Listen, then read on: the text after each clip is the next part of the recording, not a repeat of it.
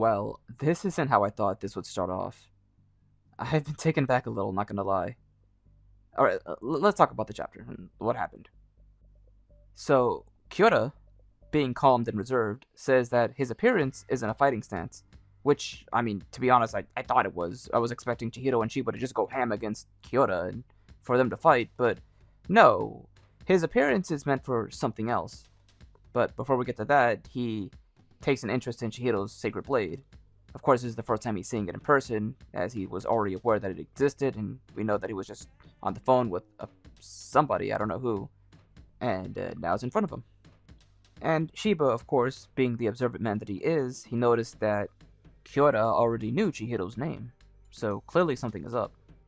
Then we flash back into the previous conversation that Shiba and Chihiro had with Hakuri, where he tells them that they need to watch out for the Toe.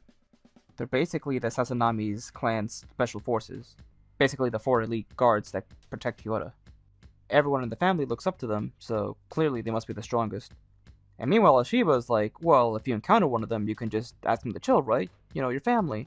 And he's like, nope, if they see me, they will kill me. So Shiba and Chihiro's like, yeah, you should probably stay behind as, we go to try to get the blade back.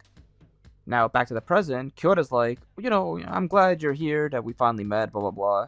But I would really prefer if you, try to bid for the blade. I'm running an auction here, And Chihiro's like, the Shonichi is my father's blade. There's no way you're having it. And then he just turns around and he actually sees the blade in front of him. And, man, he starts thinking about his father and how, important they were to him. And as he tries to grab a hold of it, he realizes that, yeah, it's an illusion. It's not actually there physically. Apparently, this is Kyoto's ability. He's able to project everything that's in the storehouse in front of them. And then he brings up how Chihiro's father is dead, so because of that, they're not able to get any more enchanted blades, so they're now pretty valuable, especially at the auction. So he has himself a pretty good deal with the blade there, so he can't give it up to Chihiro, obviously. And Chihiro, being as upset that he already is, starts to, put the blade in front of Kyoto's neck, and he's ready to kill him right there and then. But of course, Kyora is fully aware of this, and he's just absolutely calm. He mentions that the storehouse doesn't actually exist. It's set between subspace created by his sorcery. So, if he dies, the storehouse is gone, forever. So Chihiro can't do anything. He's basically at an impasse. And he once again says he's not giving the blade up. Now Shiba's realizing that, yeah, he's not kidding. He meant everything. He's not scared about getting killed by Chihiro because he knows that if he dies, basically, the Shinichi is gone forever. So Chihiro can't do anything to him, and Kyora, I assume he's not very strong anyways, he can't really do anything to Chihiro and Shiba. So they both are basically kind of stuck there. But that's when Chihiro tries to make a bold move and he's like, I'll just rip off every single one of your nails until you tell something. And then Kyora responds by saying, alright, for every nail, I'll just strangle a person that's locked up in my subspace. So what are you going to do then? And there's really nothing he can do. And even Shiba's realizing that, yeah, we can't really gamble with people's lives. So he suggests just withdrawing for now. But then, that's when the elite forces show up. And, yeah, Kyoto's like, you thought you can come to my place, threaten me, and leave unscathed? And that's when he notices that one of the guards actually isn't there. Apparently he's not feeling well. So he's like, well, the 3 of you can handle it, right? So go after them. And that's when they start to use their sorcery.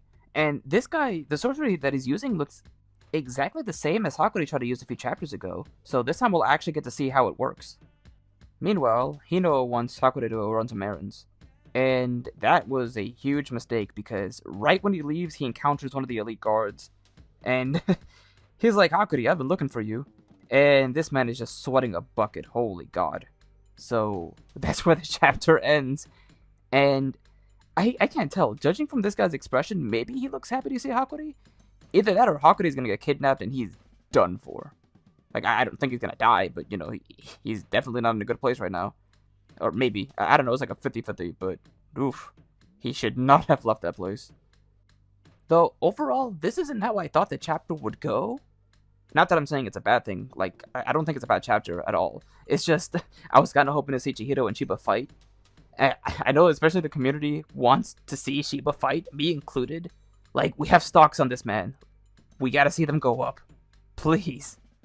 But, aside from that, the chapter was actually still pretty interesting. Like, Kyora is actually a pretty menacing dude. Like, this man felt no fear whatsoever. He knew that the minute Chihiro entered his place, he was never in any danger. And he was free to tell him his ability because what is Chihiro going to do? Kill him? Torture him? Like, bro had a contingency for everything. And not just that, like, Chihiro wasn't able to leave. The elite guards came by. So, really, Chihiro just screwed himself over. You know, from Kyoto's point of view. But now, this time, I think for real, we're going to see Chihiro and Shiba fight against the elite guards. And I'm really interested to see how they're going to get out of that situation because it's a 3v2 fight.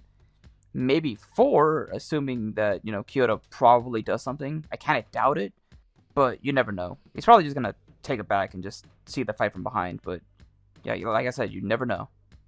I'm also really interested to see the 4th guard. Like, for all we know, he could be a good guy. Like, maybe he does care about Hakuri. Maybe he's, like, the only one in the family who, like, feels something for him. Maybe. Or, like I said earlier, he could be after him and he could maybe be dead meat. Who knows?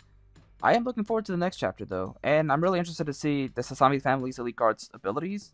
I like the designs. So it should be really cool to see all of the sorcery and, like, what they do. But yeah, what did you guys think about the chapter? Did you enjoy it? Did you feel disappointed that we didn't see Shiba fight? Did you just not care? And what do you think is going to happen to Hakuri? Like, do you think the dude's actually going to help him? Is he going to take him back? Is he upset with him? Is he in danger? Feel free to leave your thoughts below. And yeah, that'll do it for me for now. Here's looking forward to the next chapter. Here's looking forward to some action. And now I'm going to be heading out. Peace out, everyone.